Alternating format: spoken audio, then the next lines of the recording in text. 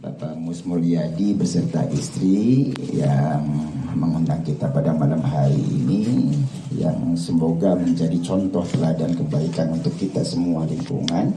Betapa beliau ini sudah menunjukkan apa yang Allah perintahkan tadi ya. Surahnya surah Ibrahim, surah ke-14 ayat 14-41 mengajarkan kepada kita, Nabi Ibrahim mengajarkan kepada kita untuk senantiasa mendoakan orang tua. Bapak dan Ibu, ini sesi kedua bagi saya karena sesi pertamanya tadi sama anak-anak yatim yang beliau undang. Jadi malam hari ini saya tahu dari beliau dan istri, malam hari ini yang paling utama adalah tujuannya mendoakan almarhum almarhumah dua orang bapak dan ibunya istri Bapak Mus Mulyadi, yakni Ibu Rini ya, Ibu Rini. Bapaknya namanya almarhum Bapak Zamzami bin Muhammad Yusuf, ibunya namanya Ibu almarhumah Eniwati binti Cutni Hasan. Ada Cutnya di belakang. Alhamdulillah berarti ada darah bangsawan. Karena Cut itu anak perempuan dari Teuku Umar misalnya, itu bangsawan raja berarti ya. Anak perempuannya namanya Cut. Nah, Cutni Hasan itu adalah neneknya Ibu Rini. Alhamdulillah beliau sudah membuktikan bahwa Ibu Rini beserta Pak Mus Mulyadi adalah anak yang soleh yang mendoakan orang tua seperti bagaimana yang diajarkan oleh Nabiullah Ibrahim alaihi salam 2500. Sekarang 2000 berapa ini sekarang nih? 2002. Sekarang 2021 ya. Jadi 4000 tahun yang lalu. 4000 tahun yang lalu Nabi Ibrahim mengajarkan dan hari ini dibuktikan. Bapak dan Ibu rahimakumullah, di sesi pertama tadi saya baru tahu. Halo. Di sesi pertama tadi saya baru tahu bahwa ternyata ayah Zamzami, Ibu Erniwati ini adalah dua di antara 167.000 korban tsunami Aceh tahun 2004. 17 tahun yang lalu persis. Jumlahnya berapa tadi Pak? 167.000. Masya Allah. Itu di Aceh doang. Seluruh dunia yang kena imbas tsunami di Aceh itu ada 14 negara. Kata Bank Dunia, jumlah totalnya, jumlah korbannya 320.000 nyawa. Masya Allah. Banget banyaknya Pak. Iya. Separuhnya banyak banget ya Mas, 320.000, Masya Allah. Di Acehnya 167.000. Dua di antara korbannya adalah almarhum almarhumah, yakni bapak dan ibunya Ibu Rini, yakni ayah Zamzami dan Ibu Eniwati. Baik Bapak dan Ibu rahimakumullah, tentu harapannya beliau berdua mengundang kita semua untuk mendoakan almarhum almarhumah ya. Semoga Allah terima iman Islamnya, Allah lipat pahala kebajikannya, Allah ampuni segala khilaf apa dosanya. Insya Allah jangankan kena tsunami Pak, hadis Nabinya mengajarkan kepada kita orang yang mati tenggelam itu adalah syahid min syuhadaillah ya. Banyak disebutkan sakit perut, melahirkan, mati tenggelam itu juga syahid gitu. Baik, mudah-mudahan Allah catat sebagai syahid min syuhadaillah, amin ya Allah rabbal alamin. Baik Bapak dan Ibu rahimakumullah, maka apa yang menjadi prolog pengantar bagi pertemuan kita malam hari ini hendaknya mengingatkan kepada kita tentang surah Luqman, surah ke-31, ayatnya ayat berapa tadi? 34, 34. Allah menyatakan wa ma tadri nafsun madza taksibu ghadan. Nobody knows what we have to do tomorrow. Okay. what we will do tomorrow gitu. Kita tidak tahu siapa yang akan kita lakukan besok. Rencana bermuluk-muluk Pak. Woi, jangankan besok, 10 tahun ke depan saya akan menikahkan anak atau menikah lagi. Itu sudah direncanakan itu. Ya, planningnya panjang itu, umur kita nih luar biasa ya. Tapi sebenarnya kita tidak tahu persis apakah benar kita besok masih bisa melakukan apa yang kita persiapkan. Bisa jadi kita tidur malam hari ini untuk selamanya. Ya, siapa yang tahu? Who knows? Karenanya Allah nyatakan di surah Luqman tadi, surah ke-31 ayat 34, jangan pernah lupa wa ma taksibu nafsun madza gimana? Wa ma tadri nafsun an gimana? Wa ma tadri nafsun madza taksibu ghadan. Kita tidak tahu apa yang kita akan lakukan besok. Dan yang kedua sambungannya adalah wa ma tadri nafsun bi ayyi ardin tamut. Tidak satu pun di antara kita yang tahu di bumi yang mana kita akan dikebumikan, di bumi yang mana kita akan mati berkalang tanah. Bapak dan Ibu rahimakumullah, maka kalau kita sadar sepenuhnya bahwa ajal senantiasa mengintai kita, pasti akan menjemput kita, walau kuntum fi burujin musyayyadah, meskipun kita berada dalam bunker berlapis-lapis begitu, dengan kuncinya sekaligus, gemboknya segede gajah sekalipun, kalau memang ajal sudah datang menjemput, nobody yang tidak satu pun manusia yang bisa mengelakkannya gitu. Siapa yang bisa mengelaknya, Pak ya? Di komplek kita ini berkali-kali Allah sudah mengingatkan kita. Ya, jangankan yang yang sudah lebih sepuh dari kita, yang masih muda jauh lebih muda dari kita berkali-kali lebih banyak ya. Yang terakhir berapa umurnya kemarin tuh? 32 tahun, Masya Allah tuh. Si muda belia ya. Masya Allah. Hai. Jadi kalau hari ini ada di antara kita yang umurnya 31 tahun, 11 bulan, 29 hari. Masih 31. Alhamdulillah udah lewat. Alhamdulillah lewat. Oh, berarti sudah enggak masuk hitungan malaikat maut lagi. Aman. Sudah lewat semua. Bapak Ibu rahimakumullah. Lalu pertanyaannya kemudian apa bekalnya nih? Bu, apa bekalnya? Kalau kita semua sadar bahwa kematian pasti datang menjemput kita, apa bekal yang sudah kita siapkan? Nabi tadi sudah menyampaikan, ya berulang-ulang disampaikan ini, tapi mengingatkan kita semua, bekalnya ada 3 yang pengen manjang. Kalau pengen manjang amalnya, pengen manjang pahalanya. Ibu bapak, sehebat apapun kita kita sholat misalnya, sholat kita terbatas. 5 kali aja satu hari gitu. Yang wajib ya, yang wajib 5 kali saja sehari gitu. Ditambah juga nggak boleh. Yang wajib mah gitu ya, subuh 2 rakaat ya 2 rakaat aja, jangan ditambah-tambahin. Gitu kan? Halo, malah nggak boleh panjang-panjang juga, sholat panjang-panjang gitu nggak sah. Bapak, oke, sehebat apapun amal kita berhenti semuanya selesai ketika ajal menjemput kita. Nabi katakan cuma 3 yang akan terus memanjang. Yang pertama adalah shadaqatin jariyah. Yang pertama sedekah jariyah. Karenanya tadi di sesi pertama ini keluarga kita ini, keluarga sahibul musibah ini sudah membuktikan. Beliau berdua kemudian mengundang yatim, di antara yatim-yatim kita yang biasa kita asuh gitu, untuk diberikan sedekah jariyah. Mudah-mudahan pahalanya mengalir sampai kepada orang tuanya. Ya. Oke, baik yang pertama. Tapi kan ini momennya terbatas ya. Momennya terbatas. Ya, anak yatimnya dikumpulkan kemudian dibagikan kepada mereka santunan, dimakan habis. Pengen manjang lagi gimana Pak Mus? Ada. Tuh depan sono masjid kita. Iya, biar manjang. Nah, ayo lanjutkan sedekahnya jariyahnya begitu, atas namakan orang tua. Yuk atas namakan orang tua. Bawa ke masjid harta kita atas namakan orang tua untuk sedekah jariyah. Sedekah itu kebaikan. Jariyah itu yang terus mengalir pahalanya sampai nanti. Ya, kalau kita sayang harta kita, Pak, jangan kemudian harta kita malah habis kita makan.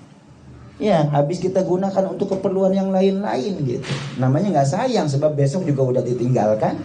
Harta kan pilihannya cuma 2. Ya, pilihannya cuma 2. Harta meninggalkan kita atau kita yang meninggalkan harta kan? Terserah mana yang mau duluan gitu. Ya, kalau mau sayang, kalau memang sayang sama hartanya, yuk kita arahkan harta kita ini ke masjid kita tercinta, menganga nih. Halo, catat 2 tahun pertama 2,2 miliar, alhamdulillah. 2 tahun terakhir kena corona.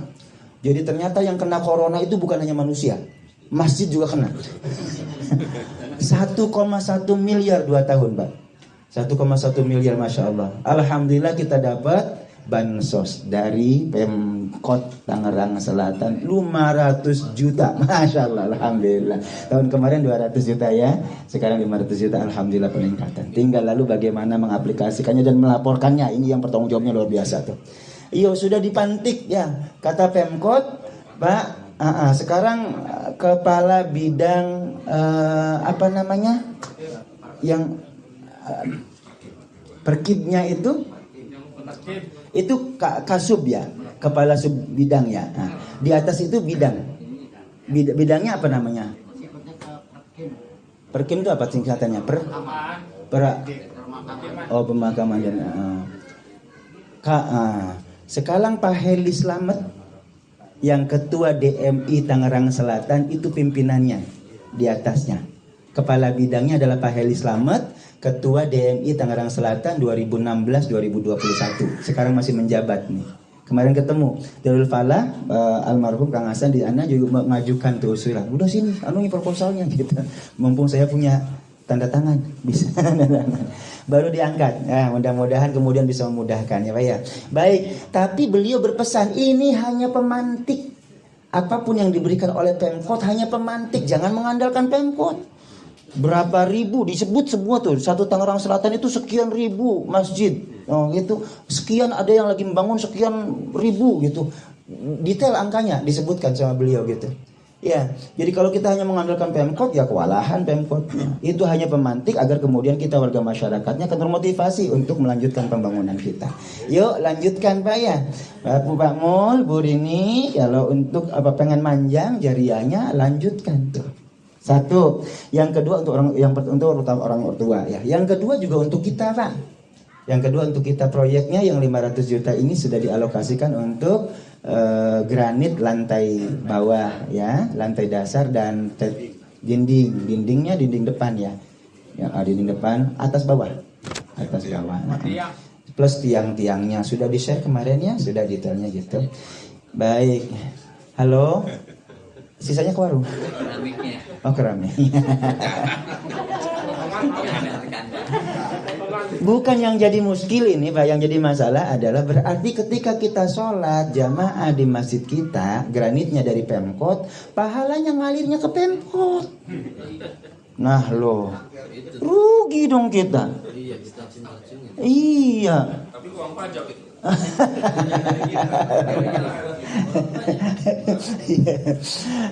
Halo, maka gimana biar nggak pahalanya ngalir ke Pemkot, biar kita dapat pahalanya juga gampang. Hitung aja berapa jumlah jiwa bapak sekeluarga, suami, istri, anak 3, 5 orang, ya kan? Kalau satu orang kira-kira cukup 1 meter nggak? Enggak dong ya, karena sujudnya kan manjang kan gitu. Tapi lebih sempit, oke lah 1 meter lah. 120 ya, 120 kali lebarnya kan lebih sedikit lah, 1 meter nggak apa-apa deh, kurang lebih lah sama teman ya gitu, sama teman kurang lebih dah. 1 meter berarti kalau 5 jiwa 5 meter lah minimal. Per meternya berapa Pak Ji? Per meternya, harga pemasang plus pemasangan 1.520.000 per meter kali 5 orang, udah tinggal ngaliin aja dah, gampang tuh ya. Yang susah tuh bagi-bagi kan. Kalau kali-kali gampang dah. Berarti 2,5 dah Pak. Gitu. Tambahin dikit ngapa buat kopinya gitu. Lempengin 3 juta dah gitu ya. Biar kita kemudian sujud di sana, pahalanya juga balik ke kita lagi karena kita yang berinfak di sana gitu. Dan itu terus mengalir. Selama masjid ini ada, berarti pahalanya terus mengalir ke kita kan. Halo, rugi amat kalau kita nggak ikutan. Pak Puji puntennya ini sekaligus endorse pokoknya. Tinggal belakang hitung-hitungan aja lah. Halo, mesti digodor lagi nih Pak. Udah mulai lemes kita, udah 4 tahun soalnya ya. Udah 4 tahun gitu mulai lemes gitu. Ayo kapan lagi? Yuk, teruskan yang sudah punya niat 10% dari penghasilan bulanannya, dari gaji bulanannya masuk ke masjid gitu, lanjutkan Pak. Insya Allah itu yang bakal nemenin kita.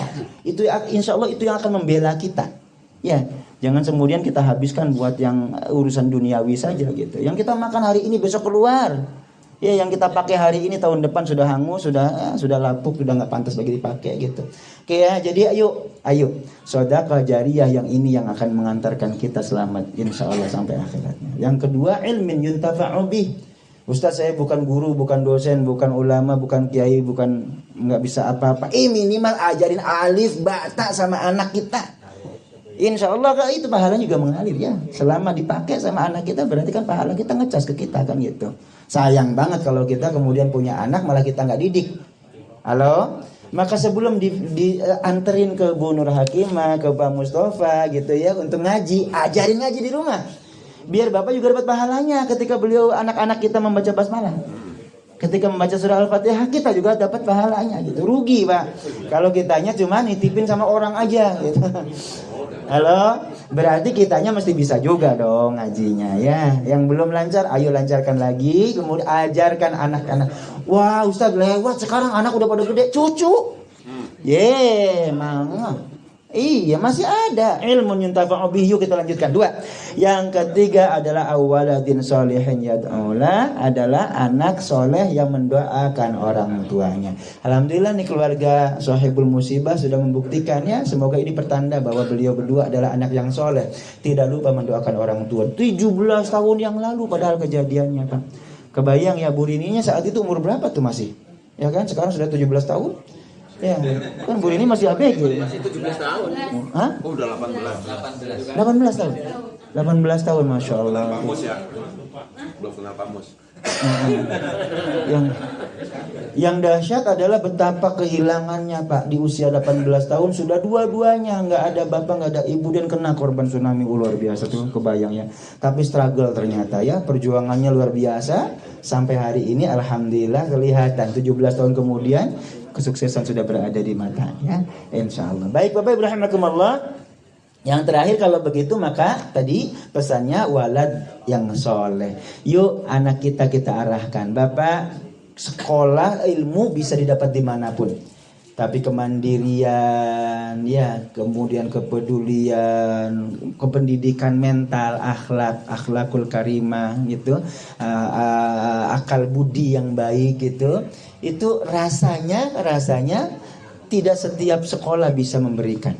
Halo? Yang satu yang paling utama adalah saya sendiri merasakan saya tidak bisa mendidik anak-anak saya di rumah. Susah. Ngajak berantem doang kalau di rumah.